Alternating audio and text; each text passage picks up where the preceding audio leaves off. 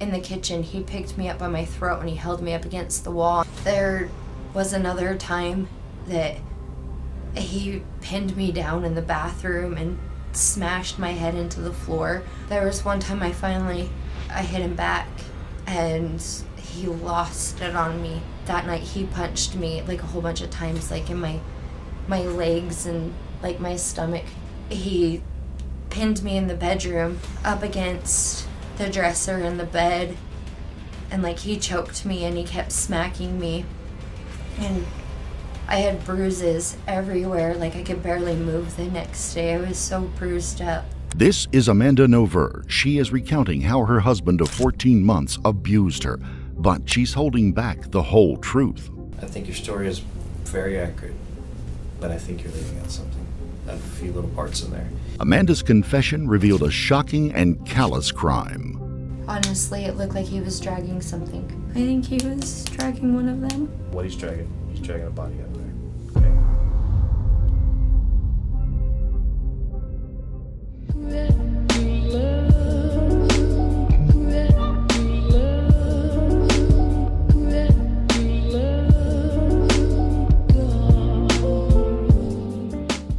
Before we begin, we would like to extend our deepest sympathies to the family and loved ones of the victims in this case, James and Michelle Butler. James Butler was a U.S. Navy veteran who served his country for 21 years. He worked as an air traffic controller on the USS Enterprise, a carrier based in Virginia at Naval Station Norfolk, the largest naval complex in the world. James had been decorated with 10 medals and awards of achievement. He had a big life for a baby that started out small. He weighed just 2 pounds when he was born in 1970. In 2010, James retired from the Navy and moved back to his hometown of Rumney, New Hampshire, to spend time with his mother, who was battling cancer. He would take her out to play darts. On one of their outings, Cupid's arrow struck James. He met Michelle, and it was love at first sight. They dated for 5 years and married in 2015. 3 years later, James and Michelle decided to make their shared dream come true. They moved into a trailer and hit the road with their 3 cats, Gizmo, Moana, and Chloe. Even though they were on the move, the Butlers kept in touch faithfully with their loved ones. They had 5 adult children from previous relationships. Michelle had 3 sons, and James had a son and a daughter. In mid-October of 2019, James and Michelle arrived on Padre Island, Texas. Michelle posted this update to her Facebook page on October the 15th to announce their arrival. They were planning to head to New Orleans next and then on to Fort Lauderdale, where they would be managing a Christmas tree farm. Padre Island is the longest barrier island on Earth. It attracts vacationers to miles of white sandy beaches on a relatively undeveloped coastline known for its natural beauty and rich ecosystems. The Butlers set up camp at a desolate spot on the beach known as The Bowl, about 3 miles south of Bob Hall Pier. The site is called The Bowl because over time, waves have carved a depression into the sand dunes. James took this photo of Michelle enjoying their view of the ocean. It was one of the last happy moments they would enjoy before terror struck. James and Michelle couldn't have known that Padre Island would be their final stop. They were about to cross paths with another married couple on a radically different journey. On the afternoon of October the 16th, Michelle Butler sent a text to a friend. That was the last time anyone heard from the Butlers. Their kids started getting worried when FaceTime calls went unanswered. A week later, on October the 23rd, they filed a missing persons report with the Clayburgh County Sheriff's Office. Police pinged the Butlers' phones and learned that they never left the Bowl. They started searching the beach for signs of a burial site. On October the 27th, police found a bra in the sand. When they looked closer, they saw a rib bone poking up. They began to dig and unearthed the body of Michelle in a shallow grave in the sand near their last known campsite. The following day, they found James nearby. Investigators caught a break when they learned that a security camera at a toll booth at the Mexican border had captured an image on October the 21st of an unidentified man and woman in the Butlers' 2018 silver Chevrolet 4-door pickup truck towing their Cedar Creek trailer. They were in Eagle Pass, Texas, and had crossed the border into Piedras Negras, Mexico. The fugitives had a week-long head start on law enforcement. They fled deep into Mexico, driving more than 700 miles to the state of Jalisco. They planned to keep heading south and eventually disappear into South America. Knowing they needed to act fast, Clayburgh County Sheriff's Office leaked the security camera photo of the couple on the run to the Associated Press Newswire, hoping it would be picked up by Mexican media outlets. And it was. When the man in the surveillance photo attempted to sell the Butler's trailer to the owner of an RV park, he recognized him and contacted law enforcement. Sheriff Kirkpatrick reached out to several colleagues from the U.S. Marshals Service, who he had known for years, and made an urgent request. He said, "Hey, I need a favor. I know where this individual is and I need him captured, and I don't care what you gotta do to do it. I don't care how you do it. I just want him back in our custody." The U.S. Marshals did not hesitate to act. They had a team standing by in Guadalajara, the capital city of Jalisco, and they told the sheriff they would get him back in a couple of hours. It wasn't long before Sheriff Kirkpatrick's phone had a message alert. He opened it, and the only thing he saw was a photo of Adam Williams, handcuffed, lying on the floor of the trailer. The sheriff was elated. He called it an unbelievable feeling. The marshals had raided the RV park and had caught the couple by surprise. They took them into custody without incident. The peaceful capture of Adam Curtis Williams and Amanda Louise Nover was even more critical because they weren't traveling alone. Amanda's 3-year-old daughter from a previous marriage was with them. Adam was separated from Amanda and her child, and they were all flown back to Houston. After landing in the U.S., Adam was transported to Clayburgh County in the back of a police car. It was a 4.5-hour ride.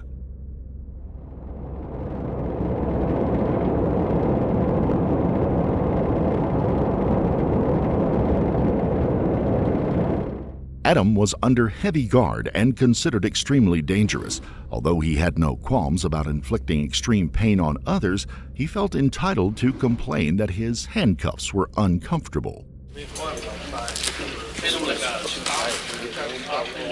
supposed to be a finger in between it. There's no finger anywhere in there. Skin's so messed up, you're sleeping in handcuffs for 2 days. It's super tight. Can you stick your finger in between there, bro? It's at the bottom.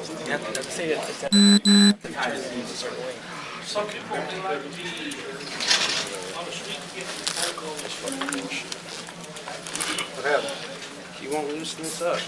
I've been sleeping in handcuffs. It was close to 4 a.m. on November the 7th when Adam was finally processed into the Clayburgh County Jail. Despite the early hour, the media were there to question him. Why did you have their truck and their trailer? Where were you going?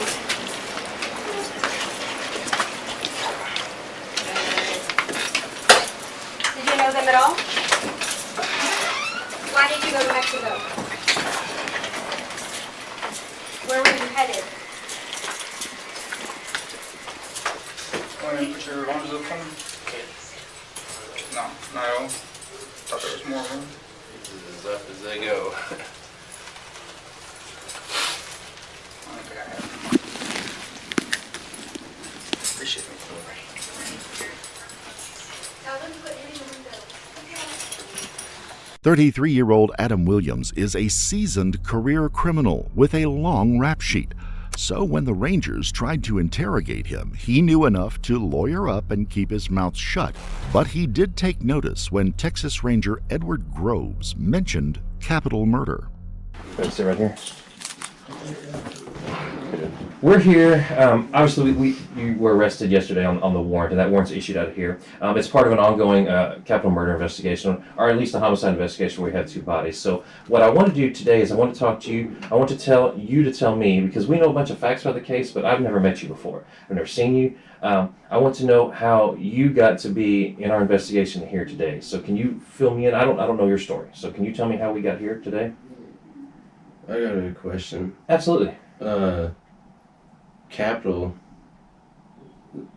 that means death penalty, right? Well, So capital punishment is the death penalty. The case, we call it capital murder because in our Texas Code of Criminal Procedure and in our penal code, the way you make it to capital is a whole list of stuff. But because two people were killed in the same criminal incident, we believe they're killed in the same criminal event, then that would make it capital. Also because we think a robbery occurred at the time of the murder, that would make it capital. You're not being charged with that. You're charged with theft right now. But that's what the investigation is at this point. Obviously, we have a homicide that occurred, and we're solving that, and that's what I'm actually want to talk about. But right now, you're being charged with theft, and I need to know how you relate in the overall scheme of what happened. Does that make sense? Yeah. Okay. I'm not gonna say anything without a lawyer. I need to talk to a lawyer. Okay. Do you have a lawyer that you already hired?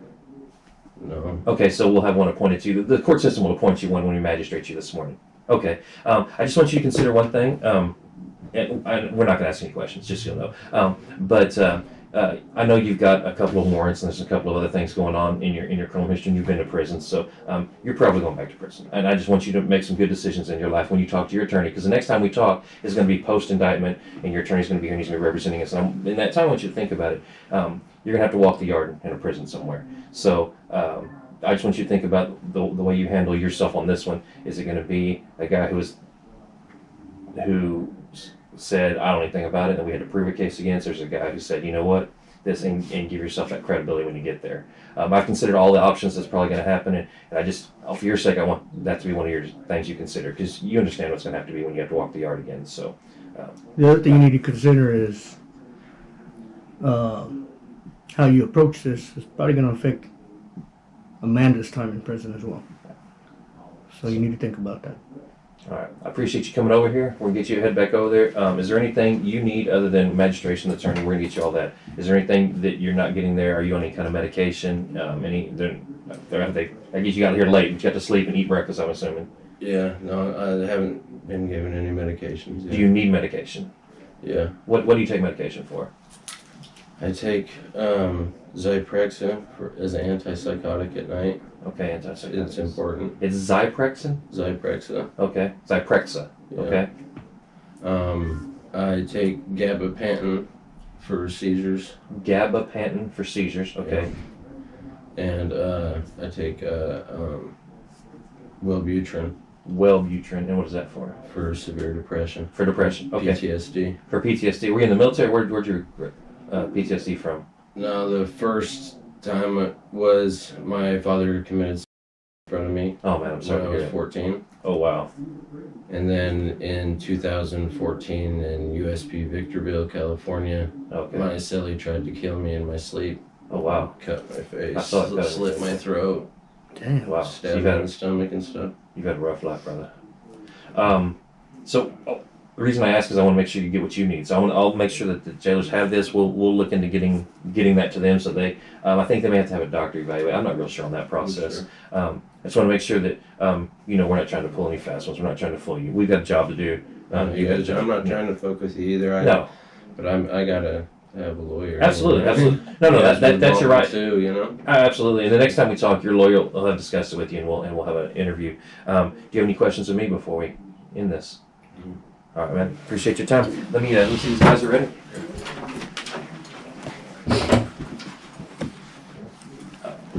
I don't know if we said it for the camera, but this is Investigator David Farias of the Sheriff's Department, just in case. Ready? All right.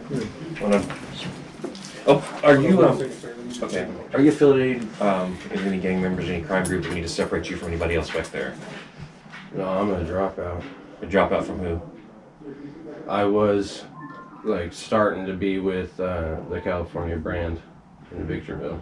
So the Aryan Brotherhood in California. Mhm. Okay. But Are you gonna have problems? I'm not concerned about your history. Are you gonna have problems back here? I don't want you to get in a cell that's gonna cause problems. We have more violence in our jail. I don't know. We'll try and keep Are you. you in fucks with me? population right now? No. That's what I'm saying. We'll try and keep you separated so we don't have any issues with Are you in that. Gen Pop right now? No? So if you go to a prison, you could walk the yard, or would they put you in SEG if you went to prison right now? In the feds? Yeah, SEG. SEG. Okay. So all right. Well, I appreciate your time. So in the federal system, he was classified as Aryan Brotherhood of California. Unlike Adam, Amanda Nover was willing to cooperate and speak with the investigators without a lawyer present. Texas Ranger Edward Groves spent 2.5 hours interviewing her. She shed light on the sequence of events that led up to the double murder of the Butlers. Ranger Groves began the interview by asking 32-year-old Amanda how she first met Adam Williams. Their relationship had begun earlier that same year in February, when they were both living in Logan, Utah. So, Amanda, you were here on a theft warrant. Yes. And you know that. You were actually arrested in a little town in Mexico Yes. A few days ago, and got here, and we picked you up in the airplane. We're here now. But the theft warrant is based on a large investigation we're doing that involves the homicide, the murder of 2 people that we're currently working. And so you're not being charged with that, not being accused of that, but your information on the crime you're accused of is relating to it. So what I want to do is I want you to first tell me, I want you to start, you are married to, what's your husband's name? Adam Williams. Adam Williams. Mm-hmm. It's Adam Curtis Williams, correct? Yes. Okay. Adam's also in custody, and you know that. You're arrested together. Mm-hmm. Okay, what I want you to start with, we need some history on you and Adam and your relationship. So can you start with when you first met him, and then we'll work our way forward. And I may have to stop in and out to get clarification. Is that okay with you? Okay, so tell me about that. So I first met Adam actually through Facebook. Okay. At Facebook and POF. Okay. I don't know if you... Plenty of Fish. Yes. And he sent me messages, and I seen his pictures, and he was covered in tattoos, and I was like, that guy's nothing but trouble, and so I ignored him for a long while, and then a friend of mine actually knew who he was and said, I think he's a good dude, and so I talked to him, and like the first message that I sent to Adam, like, he was persistent, and he's like, well, I want to meet you. And so the very first day of us even talking, he ended up coming to my house in Smithfield. Like, he was so adamant about it. Like, that's his presence. He just says something, and you just, for some reason, you just give in. Like, and I didn't even know him, and I had a couple of friends at the house though, and so I felt comfortable. And like, he came over, and I met him, and he's very like suave, I guess. He's very charismatic. And so all of his tattoos and everything, you kind of like see through all of that, and you see like this other person and everything. And so he actually came over with his cousin, and we all ended up hanging out like the entire night, and I made him dinner and everything, and we hung out, and he went home, and the next few days we talked off and on, and we started to kind of like form a relationship. So, and I don't mean to interrupt, and I Yes. know we looked we looked into this. Mm-hmm. So the time you're still married to your ex-husband, Yes. but y'all separated this Yes. time. So about what time was that? What roughly? Around the end of February. End of February of this year, of 2019. Yes. Okay. So go ahead. So Right. you started forming a relationship. Yes. Okay. And it honestly, it just kind of, things moved quickly, it seemed.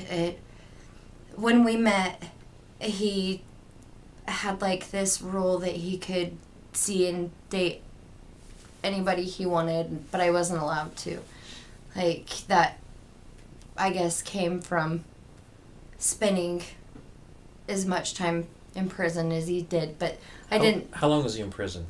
10 years 10 is years. what I've been told, and I believe round about 10 years for selling marijuana. For selling marijuana. Okay. Mm-hmm.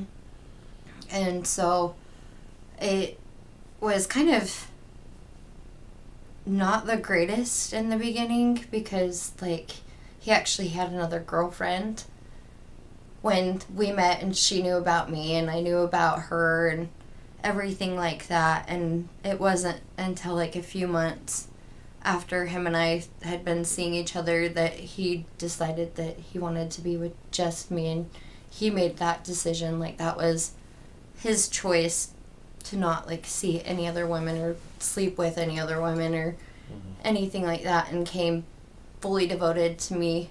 And then I guess because he did that, like, I don't know, maybe in a sense I felt like I owed him something, and he'd been asking me to move in with him, and I didn't want to because I had my house, I had my space, I had my daughter, and my safe place, like, and that was extremely important to me because all through our, like, dating time, Adam, even though, like, I don't know if he was allowed to drink or not, but he would get drunk and he would black out, and when he'd black out, he'd get violent. And he would turn into somebody completely different. It just completely different, but when he sobered up, he'd be back to himself and he wouldn't remember what happened. And so me selling my home, that was like a really hard thing, but I'd been a stay-at-home mom for so long, and I had just split up with my husband, and I was basically living at Adams, and still, because I had a trailer home, I was still paying my pad rent, and I didn't quite know how I was going to keep paying pad rent, you know, being a stay-at-home mom with no job, everything like that. And so I sold my trailer and I moved in with him, and that was, like, honestly, like, one of the first things that I regretted mostly, because that was my safe place. Amanda called Adam extremely rough around the edges, but insisted that he had a sweet side. She viewed him as a man with a troubled past trying to do better, someone who wanted to be a better dad to her daughter. So she made him a deal. His home only had one bedroom. If they could find a way for her daughter to have a bedroom at his place, she would move in with him. When he put up walls in the basement to create a room, she kept her part of the bargain. More than anything, Amanda wanted to stay home with her daughter. Adam said he was willing to take care of Amanda and her daughter financially. When they met, Adam was working at a chicken wings restaurant. The next day, he took a job at a bakery. Then he landed an even better job. He did, like, expensive concrete floor work, and so he got a really good job.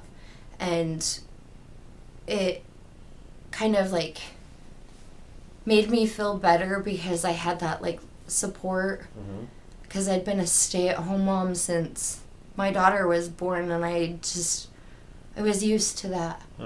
And so that was comfortable. I still did the mom and the wife thing, and I think that's what he was looking for, was somebody to take care of him, you know, to cook him dinner every night, and I would get up and make him breakfast and make him lunches and do all those little things that I think that he never had. And so I think that meant so much to him, but that was important to me to do those things because he went to work. And he did provide for and I. Like, you know, if we needed something, he would make sure of that. And so that I didn't have a plan when me and my first husband separated. Like, I didn't have a plan. I didn't know what I was going to do. Like, I knew I needed to get a job and I needed to be able to support. And then I met Adam, and it just kind of, it worked out. Like, I didn't have to change my life so much, if that makes sense. Like, I got to still be that stay-at-home mom and take care of and do what I'm good at, and that's being a homemaker. Like, I'm great at it. Like, and I love doing it. And so that helped so much. Like, and I think that's another reason why I was so, like, drawn to the relationship, was because it didn't change things for me. Like, you had to put her in daycare, you didn't have to go do all that stuff. Yeah, I didn't have to, and I didn't have to do, like, the 9-to-5 job, which, you know, I've loved being a stay-at-home mom. I love my daughter more than anything. And so, and I got that with Adam. I got to still be stay-at-home mom. And so it definitely, like, another, like, probably one of the biggest reasons why I just kind of really grasped the relationship, if that makes sense. Sure. You know? Okay. But their relationship was turbulent. Adam behaved violently towards Amanda many times, and Amanda's dog Bella just couldn't stand by watching. She would attack Adam when he beat her. Amanda detailed some of these violent incidents to Ranger Groves. Some of what she told him was too graphic for us to share here. Actually, I remember the actual first time that he smacked me. And that was before I sold my trailer, actually. And we were at my trailer at my house, and we had been drinking and was in bed, and I was messaging somebody on my phone, and he took my phone from me, and he got upset about one of the messages, and he smacked me, and he threatened me and told me that he should freaking make it so my face was unrecognizable, and it terrified me. And I honestly, I waited, because he held me in the bedroom, and I waited until he kind of let his guard down, and I grabbed my daughter, and because I lived in a trailer park, and I ran to my neighbor's house. And he still had my phone at that time.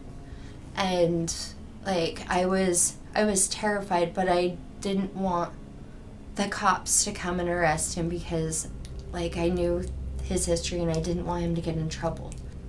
He got upset over something that was on my phone once again, and he smashed my phone, and I went to go leave, and I had made it out the front door, and he grabbed and he shut the door and he locked it. And I was standing outside and I was screaming. I could hear her in there screaming. And because he knew I wouldn't leave my daughter. He knew that, nobody's gonna leave their child, no way. And I didn't have a phone, I didn't have my keys, I didn't have anything. And once again, I didn't want him to get in trouble. I knew that in the morning when he sobered up, he'd be back to himself. And that he probably wouldn't remember these things. And so, of course, I waited at the door and I banged on it, and he finally, it was only a minute, and he let me back in, and he tried to calm the situation down. And I stayed, I didn't leave, because actually he wouldn't let me leave. There was another time that there were a lot of times, now that I'm actually thinking about it, that I was gonna leave, and this was before I had sold my trailer, but I was basically living with him, and I'm not even sure what set him off. This time he'd been drinking, but something I'd said or done, or something on my phone, he's an extremely jealous person, extremely, set him off. And he, in the kitchen, he picked me up by my throat and he held me up against the wall, and I was kicking against him so hard because he was choking me, and when I kicked, my leg smashed into the stove, and I had a bruise half of my thigh because of it. And he let me down finally, and I sit here and I think back now that I'm talking about all of this, and it's wow. I don't know why I allowed all of this. I don't know why it seems that I only ever got up the nerve to leave when he would go crazy, if that makes sense. There was another time that he pinned me down in the bathroom and smashed my head into the floor, which I've heard rumors that he actually did that to his girlfriend Rachel, which at the time they were still dating too. There was one time I hit him back, and he lost it on me. And instead of smacking me is what he called it, because he never punched me, according to him, but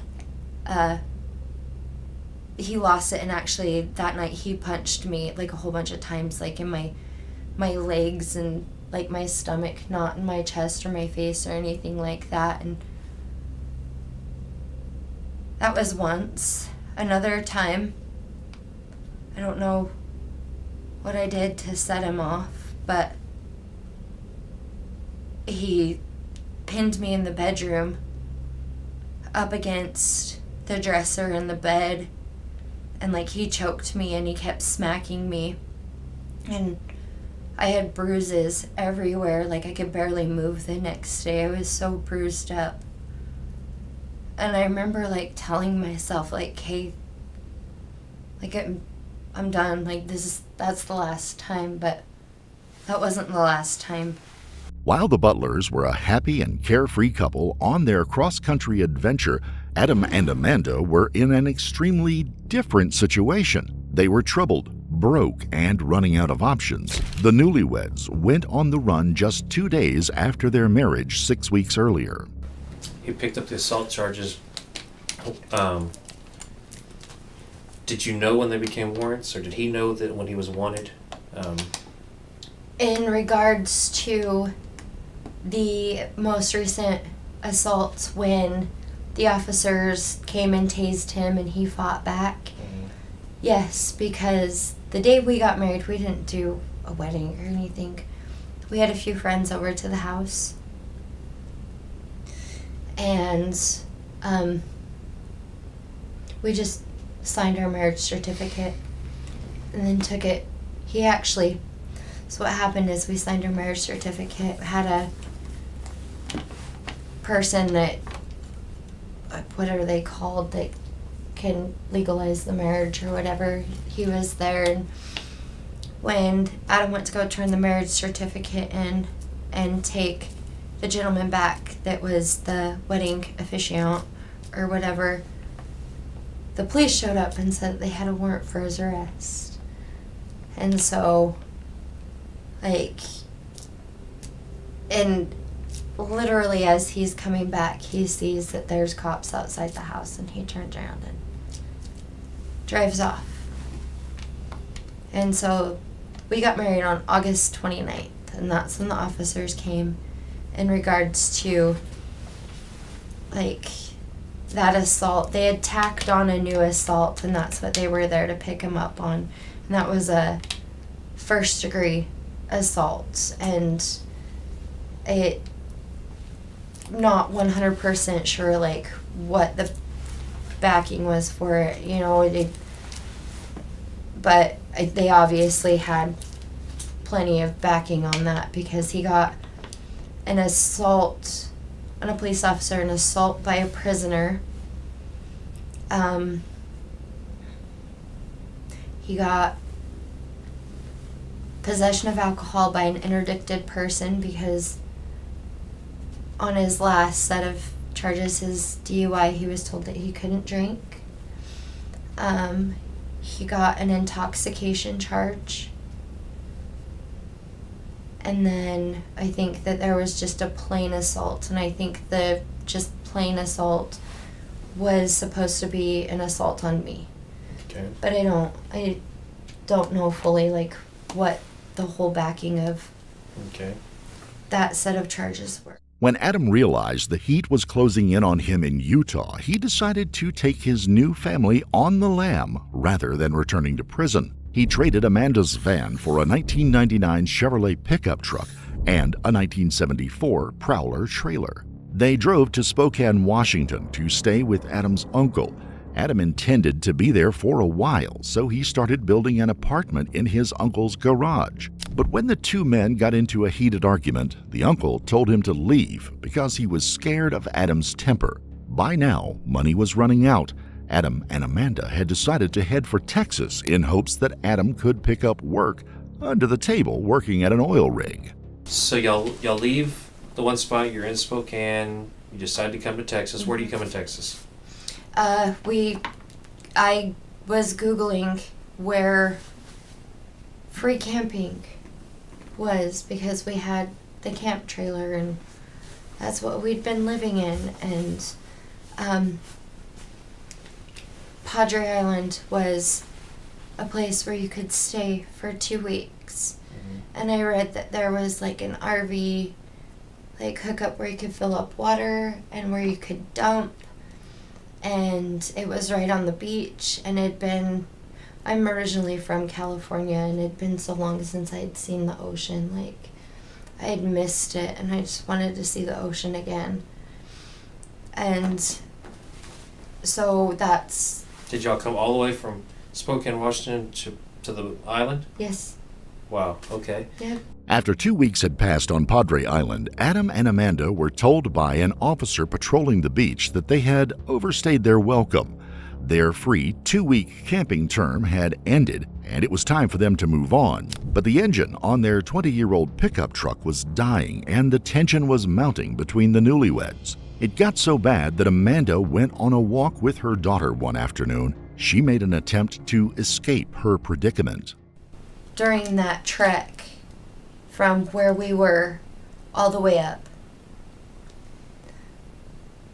somebody stopped and asked if everything was okay, and I asked them if they would take me to the nearest women's shelter. And they Googled it, and they said it was like 30 minutes away and that they couldn't because they didn't have enough time to take and I there, and then for them to get back. Like, I think they were on their break or something. And I was mad. I was really mad because it took a lot of guts in my eyes for me to actually ask somebody to take me. Because I feel if that person would have, I would have finally gotten away. Like, does that make sense? Like, but they didn't.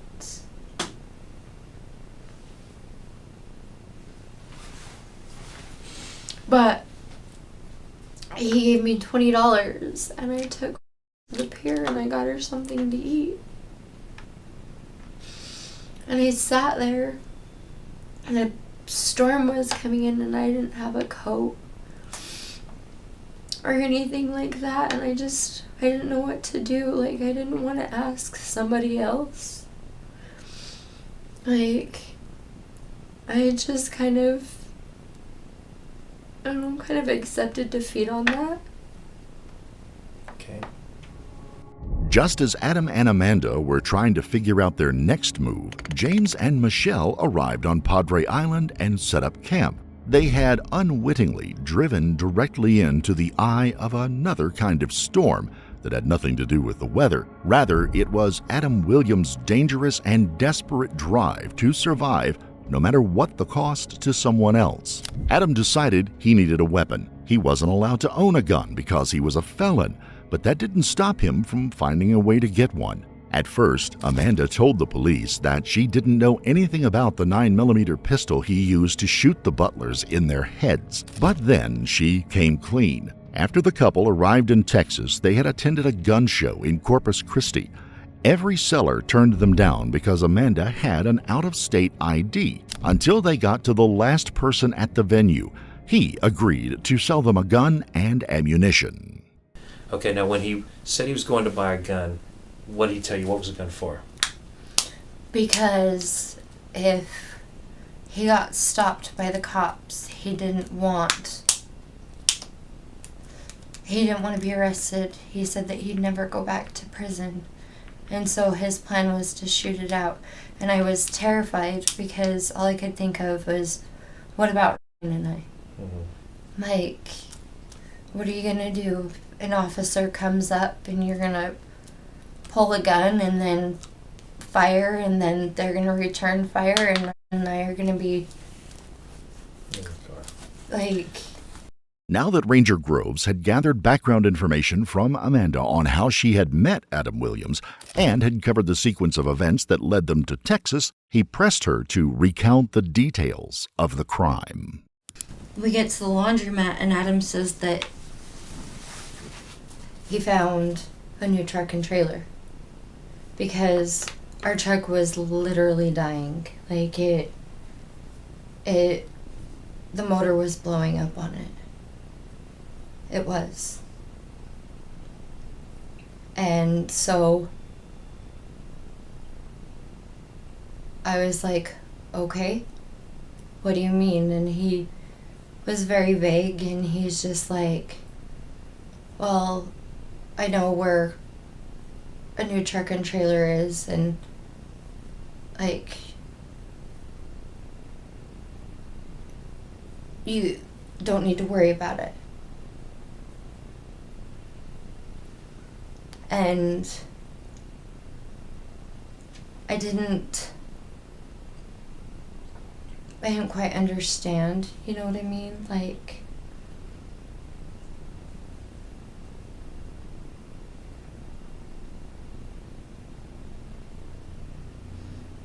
later,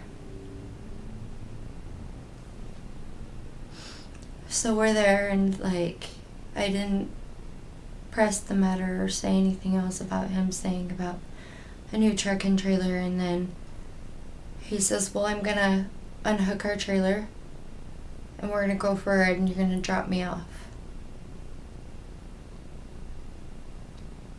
And I asked, I says, why? And he's like, well, I need to go pick up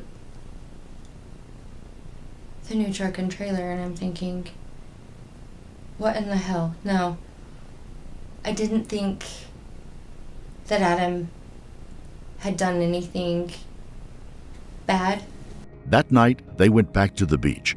Adam told Amanda to wait nearby their vehicle while he went to get the truck and trailer that he had chosen to be their home for the next leg of their journey. I didn't know what was going on. And I was scared, like, because why, you know, obviously there's not just going to be a truck and trailer sitting there that he purchased, if that makes sense. Did you think he was going to steal one as well? I did. 100%. Okay. That I'm guilty of. Mm-hmm. But I wouldn't be able to stop him from anything. Hang on just a minute. Like, Hang on just a minute, because when you said you stopped, you said you stopped and you stayed there for a minute. so And I it's- dropped him off. Hang on just a minute, It's- because when you said that, I could see you playing it back in your mind and something bothered you about when you stopped there for a minute. Tell me what that is. I had a bad feeling. Okay. Like, just a, Where did he go when he got out of the truck? Down the beach, to the water, to the dunes? he walked up and then he walked down, and I remember because I drove down,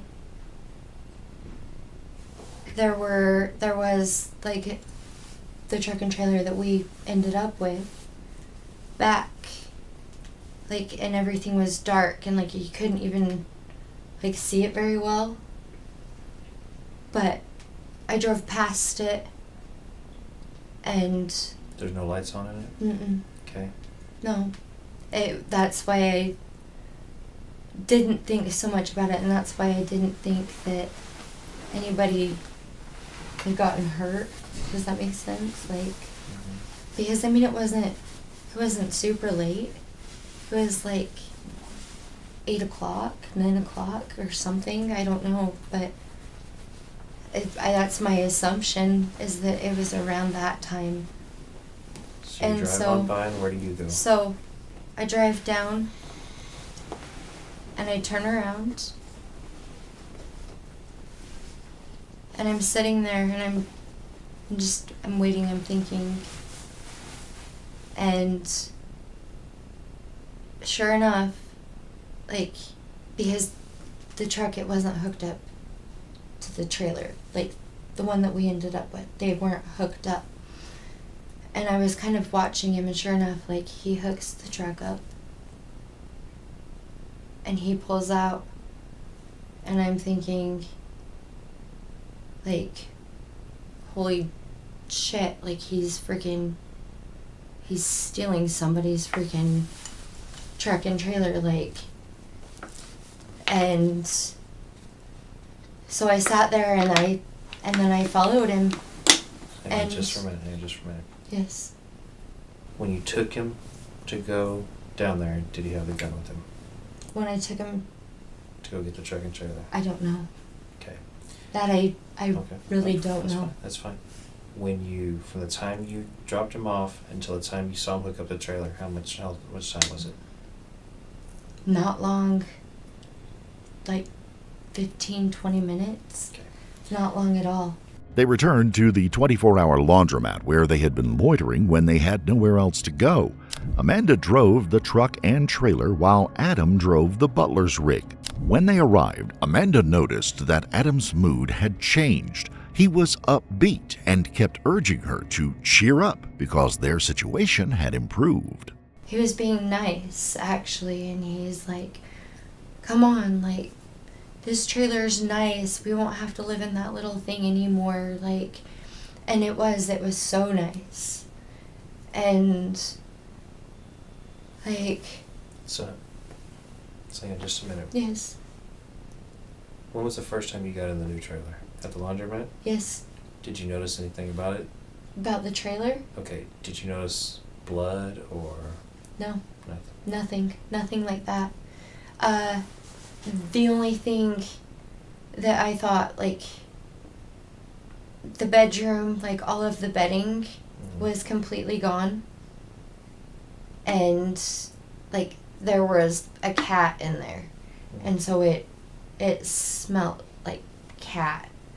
But, like, because the trailer had been moved without things being put in places, it was a mess in there. At the laundromat, they removed James and Michelle's belongings from the trailer.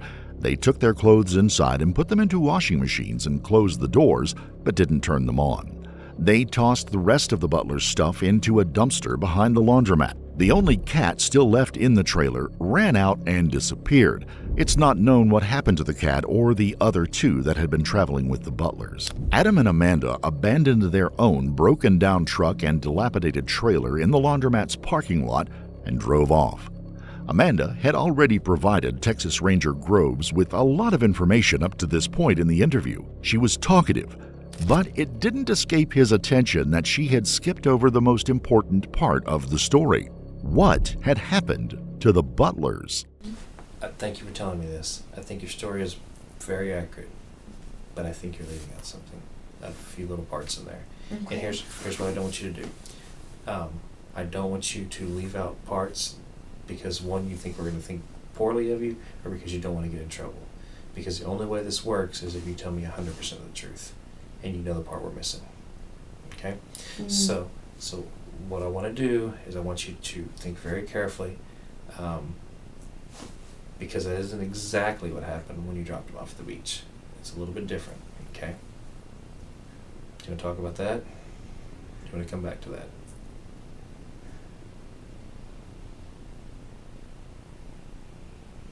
Here's the deal. We have to have 100% honesty. I know. No, I know. And I'm not going to think less of you. We understand it was a very bad situation. We understand it was very bad. But your story is very, very detailed, very accurate until we get to that part. And Is I there know any that's why. Chance that we can take one more break? Let's take another break. One more smoke? Absolutely. So let's go ahead and stop at 2:47 a.m. After a cigarette break, Amanda laid out in more disturbing detail what had happened on the beach leading up to Adam stealing the butler's truck and trailer. So, when I dropped him off to pick up the truck and trailer that he said he had found, and everything was dark, I did drive down, and I came back, and I parked, and, I know that he removed some things from the trailer. I don't know what. I do know that.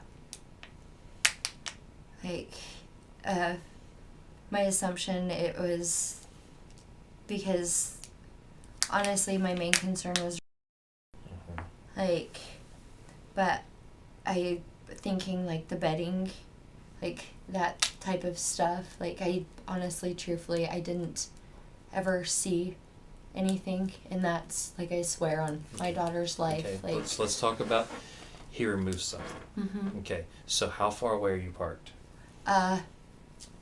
So the trailer is right here, and then the other truck is right here, and then I'm parked down.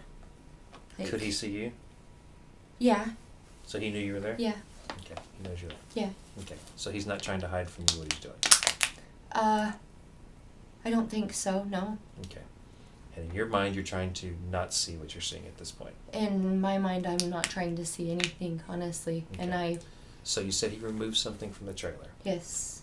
When you say remove something, is he carrying a box? Is he dragging something? Does he have something over his shoulder? If honestly, it looked like he was dragging something. Okay.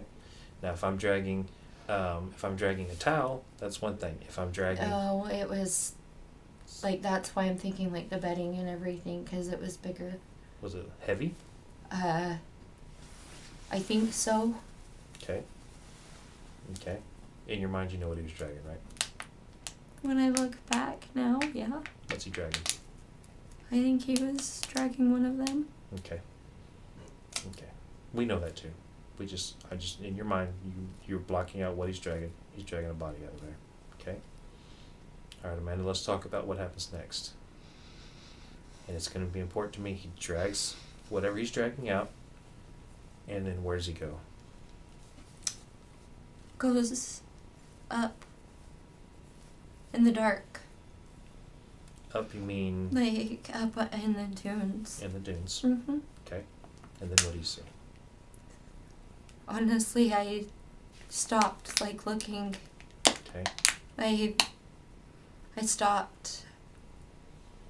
So do you think, because you're an intelligent person, you're the person, you're like, oh shit, he just killed these people?